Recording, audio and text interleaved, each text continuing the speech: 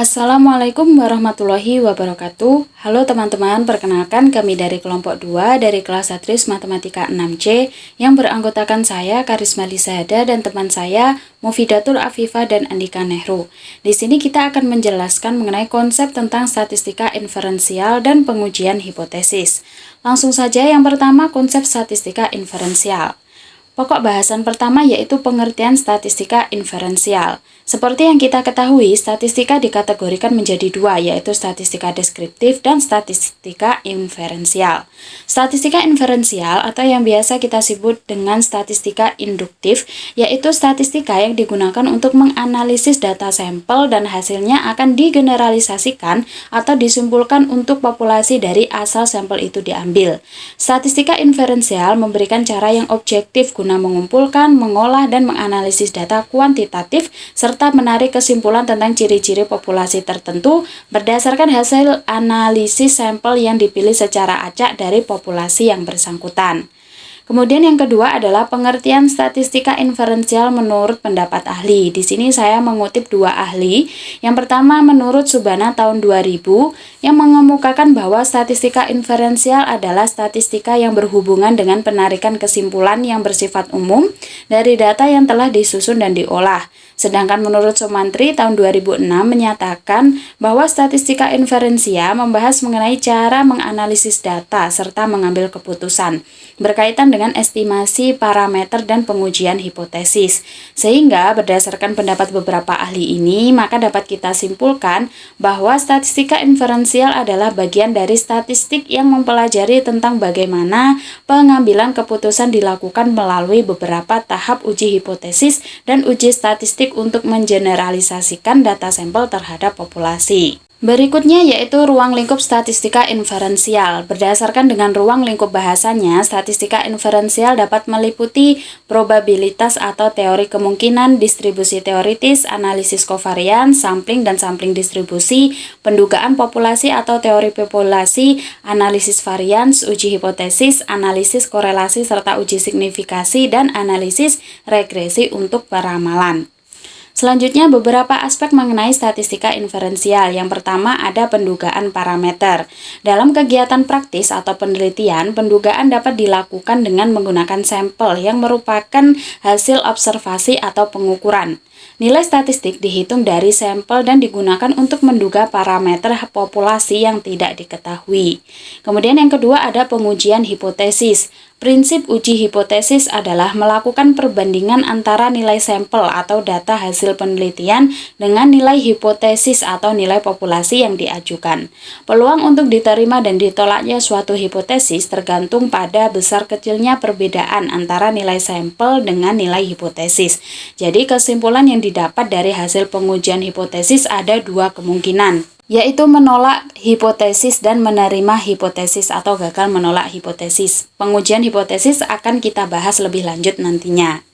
Selanjutnya yaitu macam-macam statistika inferensial. Yang pertama adalah statistika parametrik. Statistika parametrik ini merupakan bagian dari statistika inferensial yang mempertimbangkan nilai dari satu atau lebih parameter populasi dan digunakan untuk menguji hipotesis yang variabelnya terukur. Kemudian parametrik merupakan indikator dari suatu distribusi hasil pengukuran. Indikator dari distribusi pengukuran berdasarkan statistika parametrik digunakan untuk parameter dari distribusi normal. Kemudian yang kedua ada statistika non-parametrik. Ini juga merupakan bagian dari statistika inferensial yang digunakan untuk menguji hipotesis yang variabelnya tidak memiliki kepastian atau standar tertentu. Statistika non-parametrik disebut juga statistika bebas sebaran atau distribution free karena tidak mensyaratkan bentuk sebaran parameter populasi harus berdistribusi normal dan biasanya digunakan untuk menganalisis data yang berskala nominal atau ordinal dengan jumlah data yang kecil. Nah, selanjutnya Peranan statistika inferensial dalam penelitian kuantitatif. Ada beberapa peranan. Yang pertama sebagai dasar dalam penyusunan model atau persamaan teoretis. Yang kedua sebagai wujud perumusan hipotesis. Yang ketiga untuk mendukung pengembangan instrumen penelitian. Yang keempat sebagai dasar menyusun rancangan-rancangan penelitian. Yang kelima sebagai analisis dalam menentukan sampel atau cuplikan penelitian. Dan yang keenam sebagai pengolah dan analisis data hasil penelitian.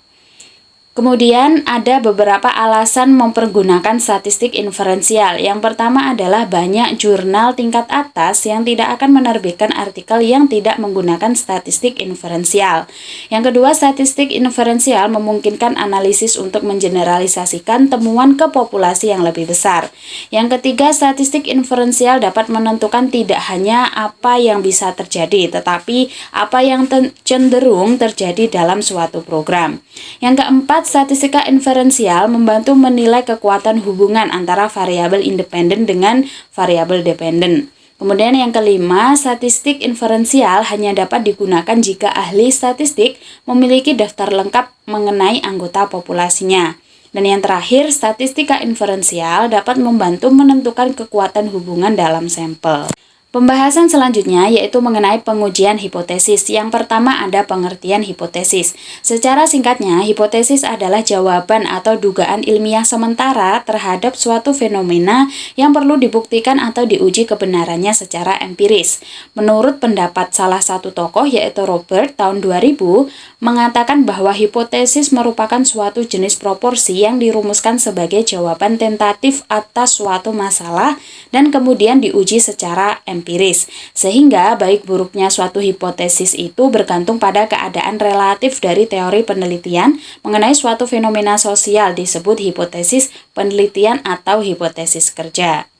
Yang kedua yaitu hipotesis penelitian. Ada beberapa ciri-ciri penting yang perlu diperhatikan dalam suatu hipotesis. Yang pertama, hipotesis merupakan hasil dari proses teoritis dan komparasi fakta yang andal yang secara teoritis dapat dipertanggungjawabkan kebenarannya. Yang kedua, menyatakan hubungan antar variabel. Yang ketiga, harus diuji, artinya visible untuk memperoleh data dalam pengujian hipotesis itu. Yang keempat, harus spesifik. Yang kelima, sederhana dan menyatakan pernyataan tentang karakteristik populasi. Dan yang keenam, hipotesis merupakan dugaan terhadap keadaan variabel mandiri, perbandingan keadaan variabel pada berbagai sampel dan merupakan dugaan tentang hubungan antara dua variabel atau lebih. Selanjutnya dinyatakan dalam kalimat yang jelas sehingga tidak menimbulkan berbagai penafsiran. Dan yang terakhir dapat diuji dengan data yang dikumpulkan dengan metode-metode ilmiah. Selanjutnya yaitu mengenai taraf signifikansi dan interval keyakinan. Taraf signifikansi adalah probabilitas keliru atau risiko keliru ketika penelitian menolak hipotesis nol, yaitu lebih mewadahi untuk merujuk hal berarti, keberartian, bermakna, atau kebermaknaan keukuran efek di dalam pengujian hipotesis statistika. Banyak bidang ilmu sosial secara empiris menetapkan bahwa nilai taraf signifikansi alfa, di situ harusnya alfa ya teman-teman, alfa sama dengan 0,05 atau 0,01. Apabila jumlah kelirunya adalah alfa, di luar keliru nilai 1 dikurangi alfa dikenal sebagai level keyakinan. Banyak bidang ilmu sosial secara empiris menetapkan level keyakinan sebesar 0,95 atau 0,99. Taraf signifikansi dan level keyakinan digunakan pada hal yang berbeda. Taraf signifikansi pada pengujian hipotesis, sedangkan level keyakinan digunakan pada estimasi. Selanjutnya yaitu kekeliruan yang terjadi dalam pengujian hipotesis. Benar atau tidaknya hipotesis tidak ada hubungannya dengan terbukti dan tidaknya hipotesis tersebut. Untuk menghindari terjadinya risiko dalam pengambilan keputusan, maka peneliti harus memeriksa karakteristik populasi dengan sangat cermat. Kesalahan penarikan kesimpulan barangkali disebabkan karena kesalahan sampel. Kesalahan perhitungan ada pada variabel lain yang mengubah hubungan antara variabel satu dengan variabel lainnya pada saat pengujian hipotesis ikut berperan. Selanjutnya yaitu jenis-jenis hipotesis. Yang pertama ada hipotesis kerja dan hipotesis nol. Hipotesis nol itu menyatakan tidak adanya perbedaan antar dua variabel. Sedangkan variabel kerja atau H1 itu menyatakan adanya hubungan antara variabel X dan Y atau adanya perbedaan antara dua kelompok. Kemudian ada hipotesis common sense dan hipotesis ideal.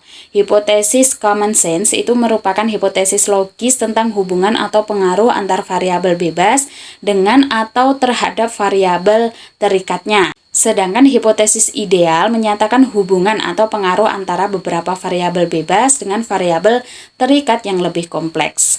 Selanjutnya hipotesis penelitian dan hipotesis statistik. Hipotesis penelitian itu berfungsi memberikan jawaban sementara terhadap rumusan masalah. Sedangkan hipotesis statistik digunakan peneliti untuk melakukan uji analisis dengan hanya menggunakan sebagian dari keseluruhan data yang ada. Selain itu, menurut Sugiono tahun 2009, beliau membedakan bentuk hipotesis itu ada 3.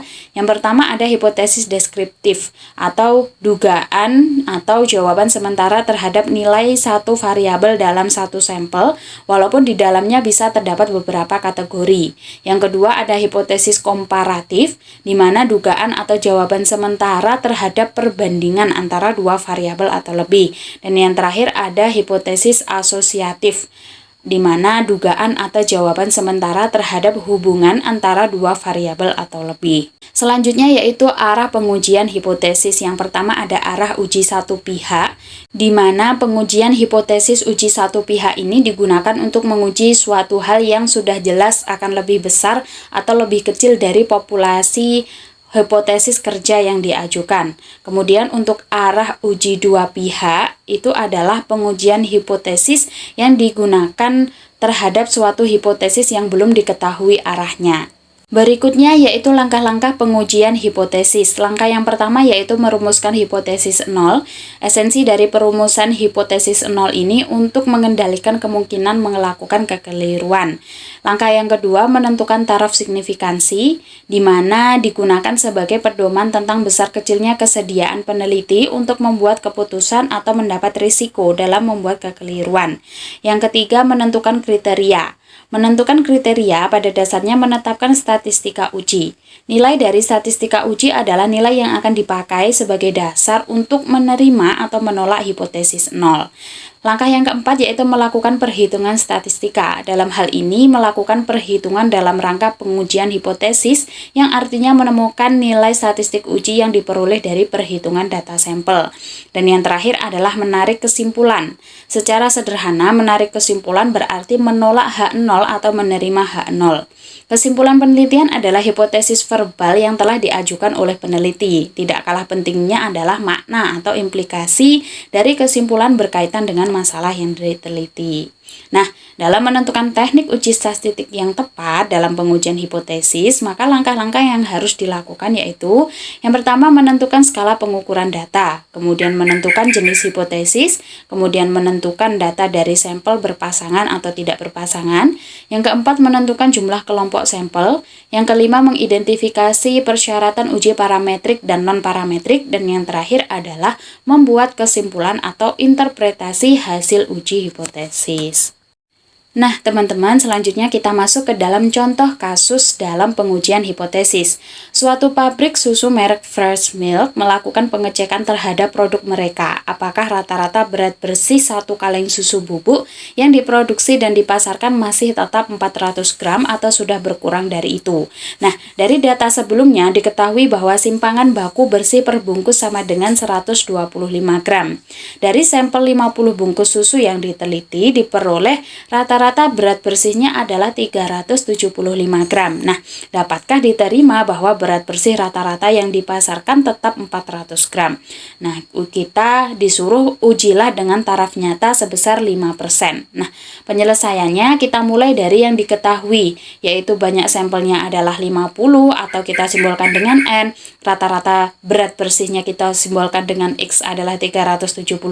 Nah, pernyataan yang akan kita uji adalah berat susu yang semula diproduksi dan dipasarkan atau sebagai H0-nya itu nilainya adalah 400. Nah, kita mengikuti langkah-langkah pada pengujian hipotesis. Yang pertama menentukan formulasi hipotesis 0 atau H0 dan hipotesis alternatifnya.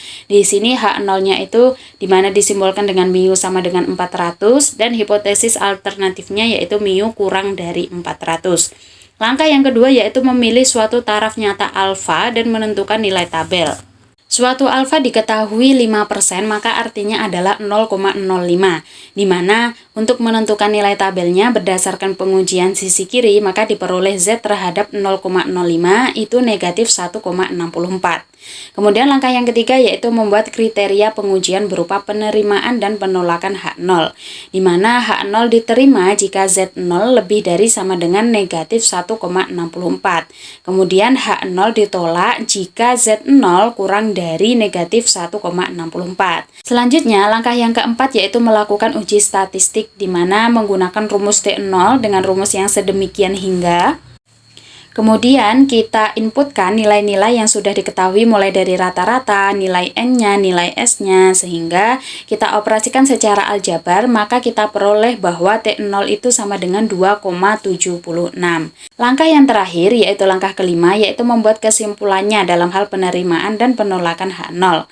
Karena hasil T0 sama dengan 2,76 atau lebih dari T0,05 terhadap 20 sama dengan 1,75, maka dalam hal ini H0-nya itu ditolak.